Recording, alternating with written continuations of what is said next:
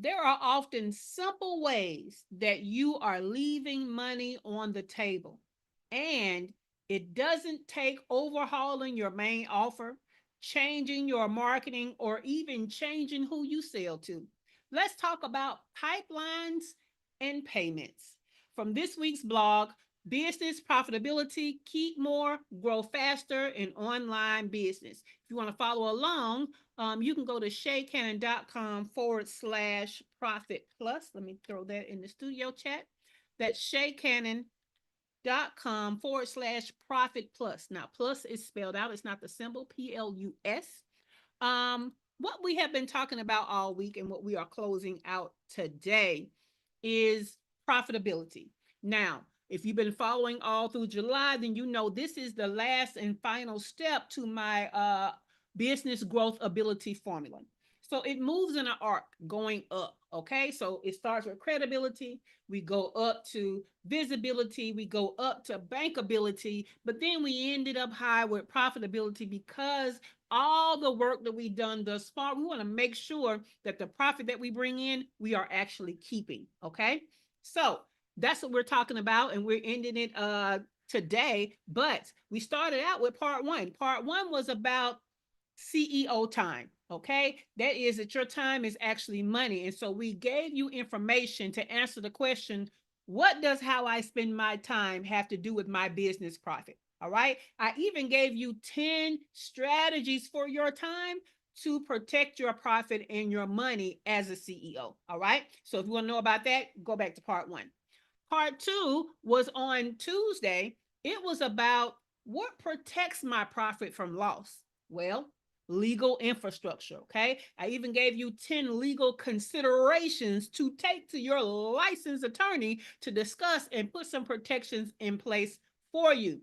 If you need to know more about that, and I'm talking about more than just the normal, we talked about actual clauses you need to consider in your contracts, in your terms of service, all of those things. So go back to part two if you want that information. Today, we are answering the question, how to build a profitable client pipeline. We're talking pipelines and payments, okay? They are profitability's power couple. Our pipeline is the systematic flow of qualified demand moving from interest to signed agreements or contracts. Your payments are the cash flow architecture that determines just how much and when money arrives relative to the work that you are servicing and producing. So together, they decide whether you're running a business or sponsoring a charity, okay? Because some of y'all, I love you. I ain't gonna even get started. All right. A healthy pipeline reduces idle time, evens out your revenue, and gives you forecasting power.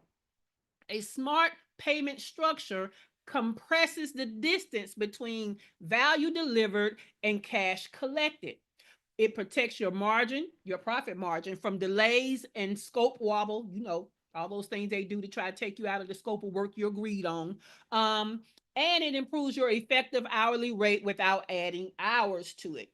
No more looking at, oh, I'm not making enough money, so let me work more hours. Start with these things first, okay? When you design them as intentional systems, not these, as they pop up type events, you trade feast or famine for predictable and what is it? Predictable, we're gonna just say throughout. Pricing confidence and the cash cushion to make better decisions. In short, your pipeline manufactures demand. Your payments monetize velocity, and profit hates waiting rooms, right? So, as one of my mentors say, Lamar Tyler of TSP, Traffic Sales and Profit, money loves speed. And so, pipelines in payment terms can help you to speed up that money coming towards you. All right. Now, that's what's in the blog. We're going to go over to today's strategy because here on the morning show, I give you more. Good morning, Glow. We see you over here on the YouTube side. All right. So, today, I'm going to give you 10 strategies. Let me see, is this the correct? This is not the correct. Hold on, y'all, because this is not the correct. Here we go. All right. The top 10 strategies to create pipelines and payments for profit. Okay. So, number one, baseline bundle minimum. Let me tell you what this is about. This is not just bundles, okay? This is some of us as service-based businesses, we provide a lot of little services, right? We don't really have a high ticket service. We don't really have, this medium ticket service. We just have a bunch of small ticket services. Well, what you want to do is take all of those small services, bundle them together, and only offer them together as an entry point. Okay, so I'm hoping you catch what I'm saying. So they can't a la carte, okay, just come in with one small service. They have to buy a bundle of services to start to work with you. Now, maybe after they buy the first bundle, they can add on to the bundle, but they can't just enter your service with this little low tier one thing. I hope that makes sense to you guys. So package your smaller services into single entry level offers as a bundle. So every new client starts above a profit floor and your pipeline fills with higher margin work from day one. All right. Number two, wait list and surge pricing. Now, we've talked about wait lists before, but listen to the nuance of this strategy. When your capacity maxes out, open a wait list. But clients can pay a small deposit to be on the wait list, solidifying the current pricing before and ahead of the increased prices of you opening a wait list and relaunching. Okay, so keep in mind you have a current price. You don't have capacity to service clients at this current price. People can get on a wait list with a small deposit, okay, just a little small one, $50, $100, depending on the total price, right?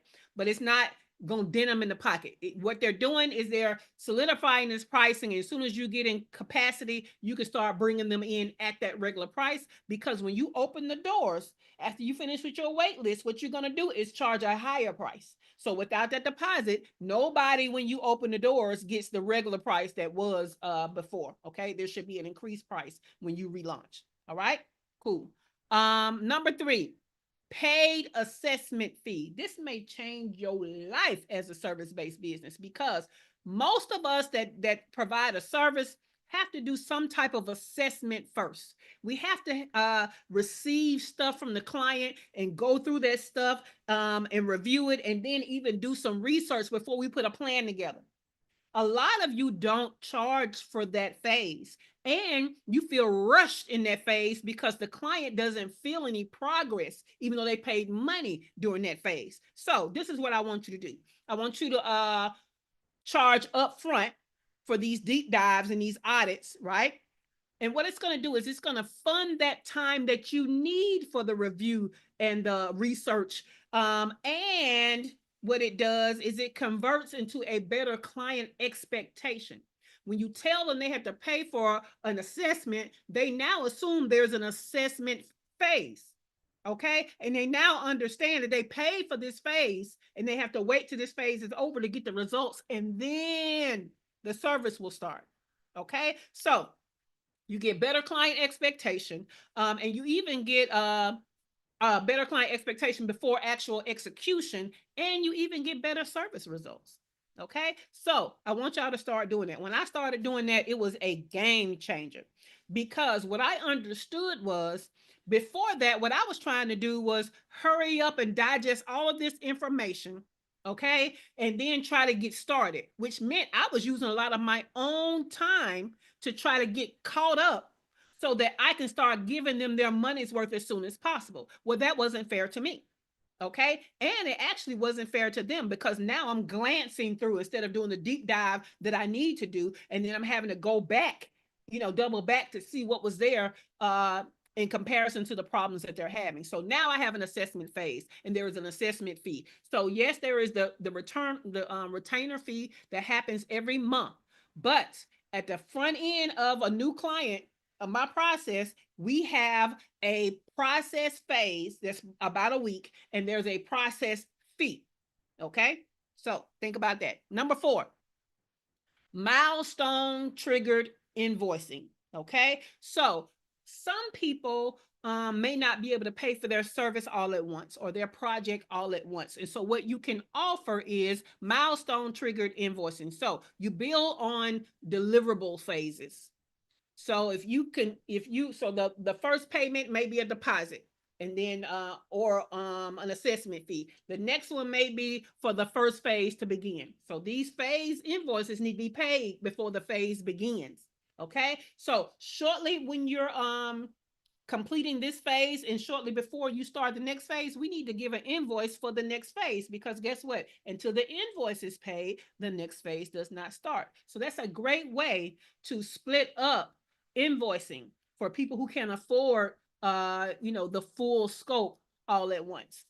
So it helps you to keep the cash aligned. It helps them to be able to have payments that make sense. It also gives you very clear terms on refunds, if that's a thing, right? So once you start a phase, that means they're not going to get a total refund because work has started. So we've done some work, so we're going to claim some of the money. But it also means they haven't paid completely up front, and now you have this lump sum that you're having to worry about giving back. Now, if you follow my direction and you do the trust accounting, it also allows you to pull money from that account you're calling a trust account. It's not legally a trust account. We're just treating it as one.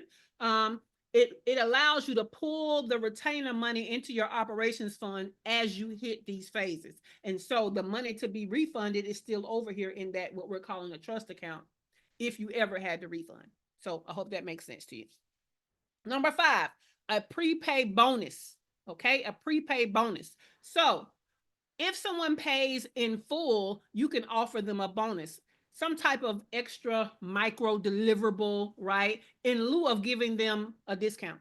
Okay. So if they pay in full, you don't have to give them a discount. You give them some kind of extra bonus that is valuable to them. For anybody willing to pay all of their stuff up front, this improves your cash flow and it gives them a little extra something, something. That's number 5. Number 6 is kind of in the same vein. It's early pay accelerator bonuses. Now, what this means is you can have a retainer client and their retainer invoice may be due by the 15th. Well, if they pay it before the 15th, any month, then they qualify for some type of bonus. Okay. Again, you want this to be some type of small deliverable, some kind of extra that's of value to them, but doesn't take away from your profit margin. And what it does is it keeps you from having to offer terms that discount the amount if they pay early. Okay. Number 7, all of your retainer clients and the people paying month to month should be on auto pay. Okay, they should be on auto pay. It should be a default. Whether that is through your payment processor, whether it's through an ACH, whether it's through credit term, whatever, it needs to be automatically withdrawn. Okay. Now, some of you not only don't have people paying automatically, but you have some people paying automatically, and you have a problem with their payment every month. So you need to be instituting late fees. Okay. So we don't just want auto pay. We also want to institute late fees that, of course, needs to be in the terms and in the contracts. All right.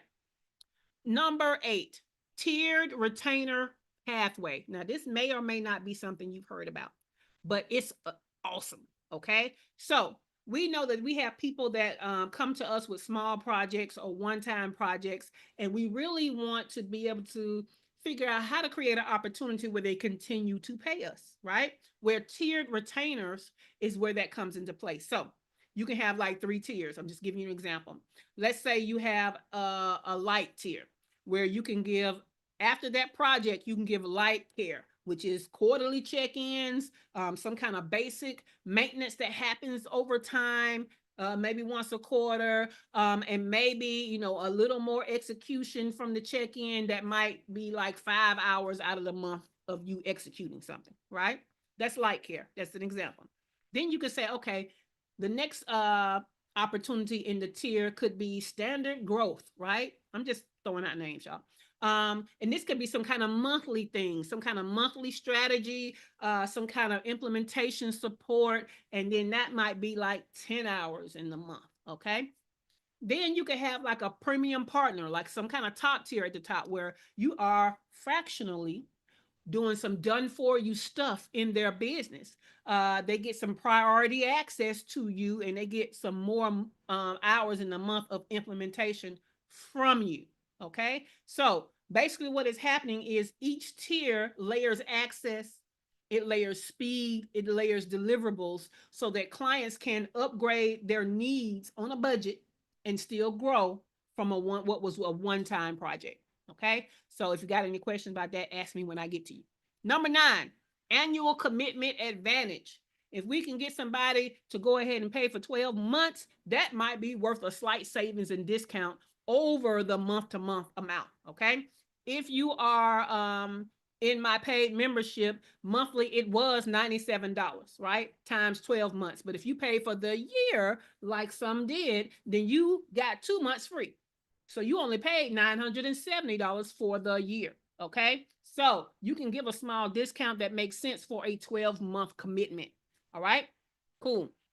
Last but not least is number 10, seasonal demand premiums. If you have a season in your business where you are in demand because clients really, really need that service during that time, you can raise your rates during that season. It's called peak season. We deal with it all the time. We deal with it in travel, right? We deal with it in our transport services where they have like surge pricing and that type of thing. So if anything is peak time for your clients needing you, that is a time where you can raise your prices temporarily during that season. All right. Cool beans. All right. Let me grab this question of the day and I'm going to throw it in the studio chat if I can get my mouse to go over there.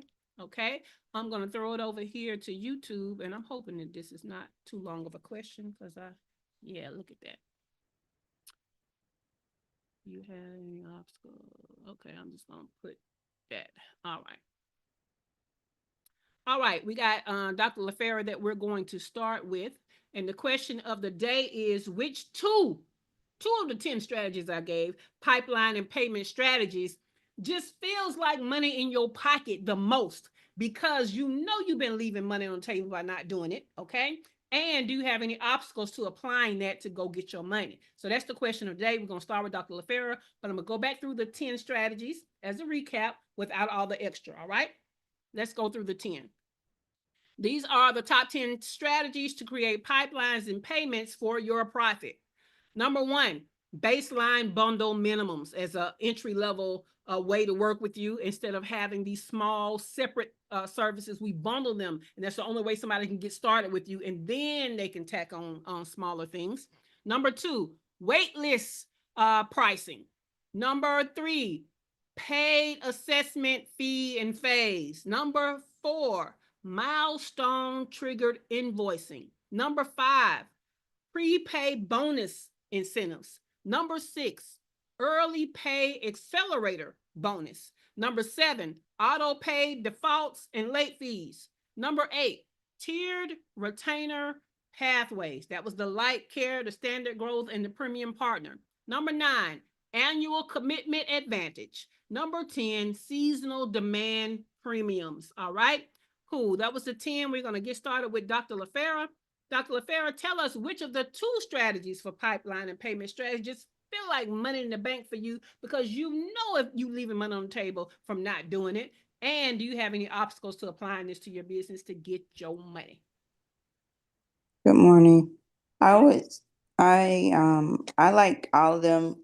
I wrote down number 3, the paid assessment, and the number 4, the milestone triggered payments. I like those because it kind of I guess makes stuff seem manageable and not like one big process to me. That's in my mind. That's kind of what that does.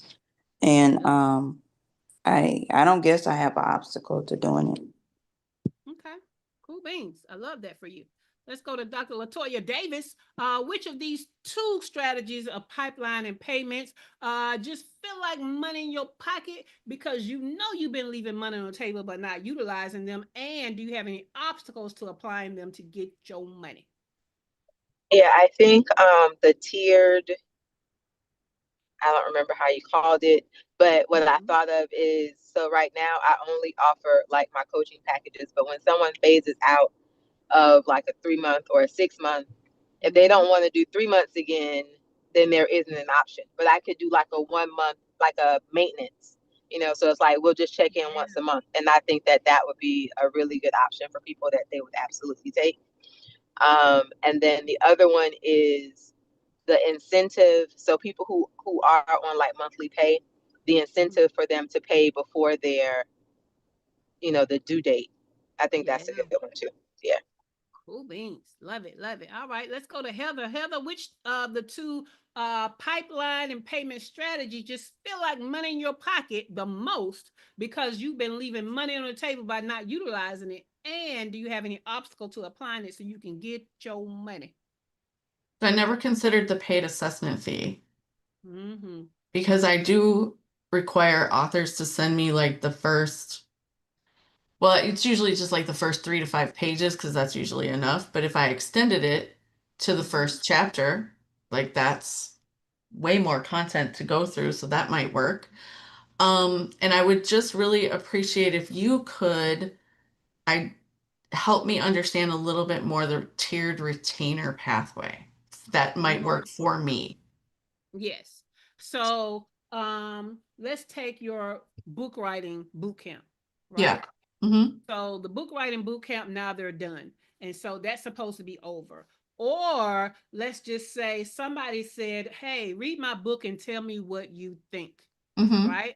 Mm-hmm. What you can do to extend your relationship with them and say, hey, for this price, I can check in with you 4 times to get you unstuck, Oh, I see. right? Mm-hmm. To Mm-hmm. to help you do something, to look at a rewrite, something like that, right? Okay. Mm-hmm. Or you can say, hey, I know you're writing, we went out, maybe the project that you did with them is to fully flesh out an outline so they can get started writing. You Mm-hmm. help them with some writing strategies and all of that kind of stuff, but they haven't actually started writing. So now you can say, hey, I know you're probably going to be writing this book over the next year. So Mm-hmm. how about we do a monthly thing where we check in and I kind of check on your progress as we go. So you might be reading a chapter a month or something like that. You know what I'm saying? Okay. So now that could be like standard growth. And then of course, premium could be, hey, how about we do this outline? You write as much as you can write. I'm gonna throw a little sprinkle, a little ghost writing in there to make it a little better.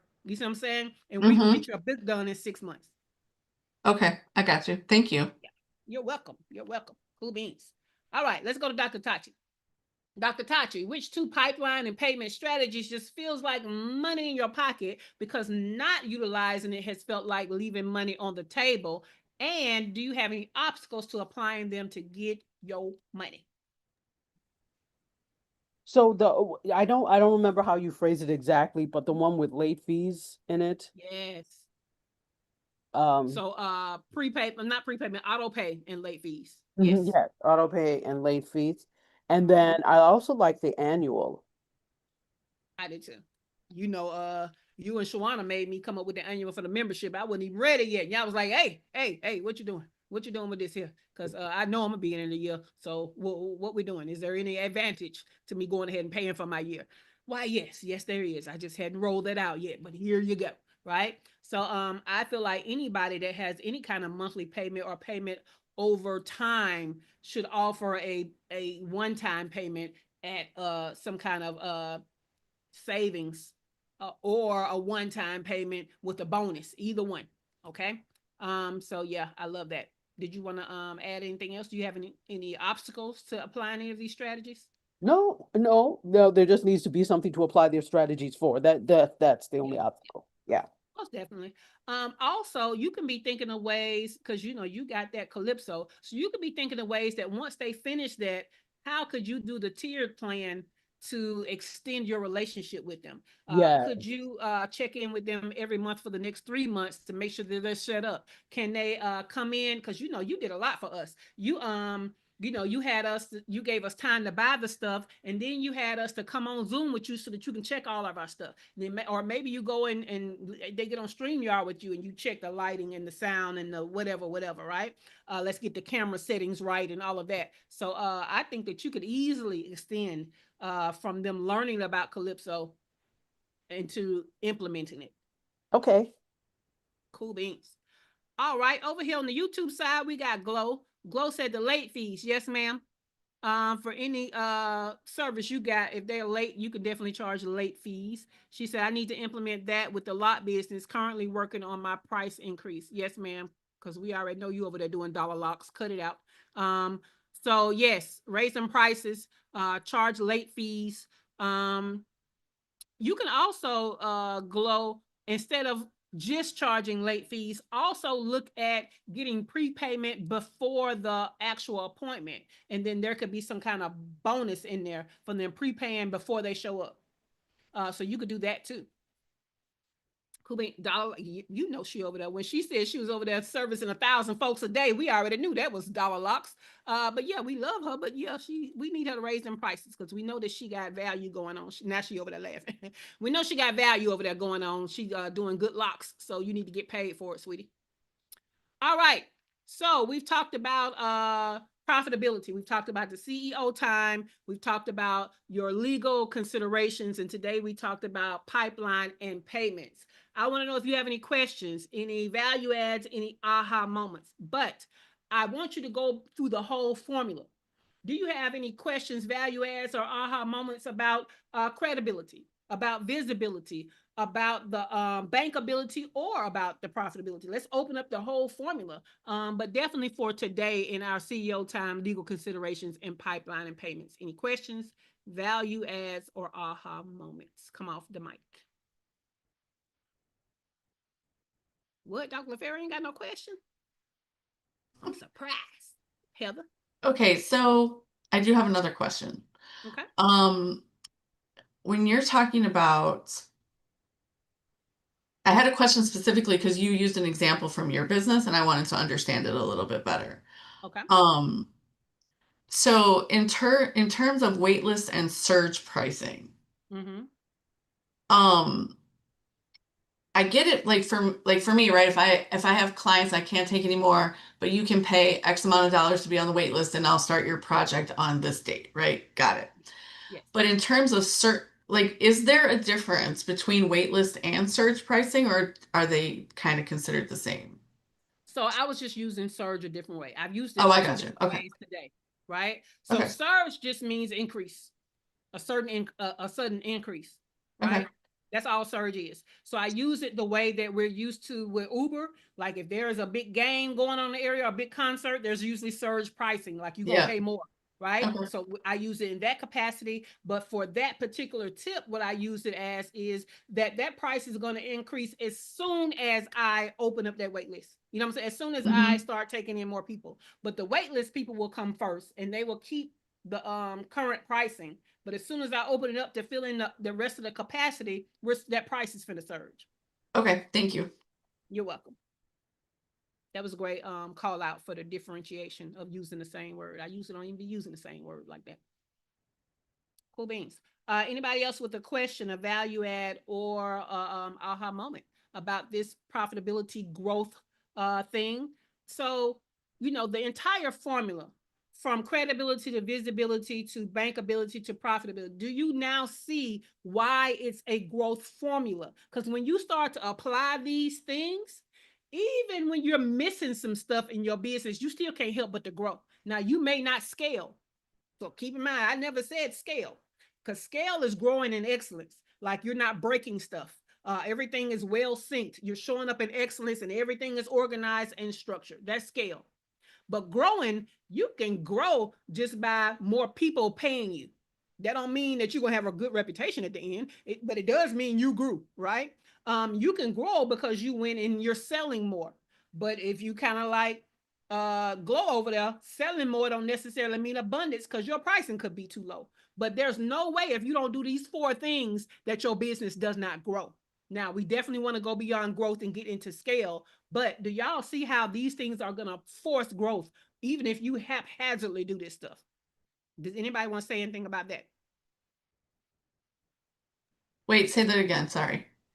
I just said, do you see where applying this growth formula of credibility, visibility, bankability, and profitability is going to basically force your business to grow, even if you haphazardly do it? Yes. I mean, hell, if you just take one tip from each, Excuse me. just like one thing from each day, you can't, Yeah, like, it puts you on a trajectory. So, exactly. Now, again, things are gonna break because growth is different than scale, but you gonna at least have grown. And then you can start to fix things. You start to feel like you have a real business, even though you're hitting walls and obstacles. But yeah, there's no way you should be sitting there with a hobby that's not paying you. There's no way you should be over there feeling like you got a personal job, because you can start doing these things and darn near nothing else, and that business is going to grow. All right. Cool beans. All right. What's happening this week in our free business mastermind group? And tomorrow we have the Get Shit Done work session, usually only for the paid membership. But on a couple of Fridays out of the month, we let you free business mastermind people come and join us and check out what it's all about on the second half. If you want to join the paid group, go to shakehannon.com/membership. All right. Cool beans. This has been her first six-figure morning show, which is an interactive coaching and training experience as part of our free business mastermind group that positions Black and brown female online service-based entrepreneurs to generate your first six figures by learning how to make the money and create time freedom. Find out more about me, your host, Shay Cannon, plus links to joining the group and getting the show notes from today and recent past episodes in the description below. All right. If you have not already, you know we give you the good stuff. So give us a thumbs up and like the episode and subscribe to the channel so that you don't miss a thing. Understand that today was just one video out of a 3-video series. So check out the other videos. With that, the studio is closing in 5, 4, 3, 2, 1.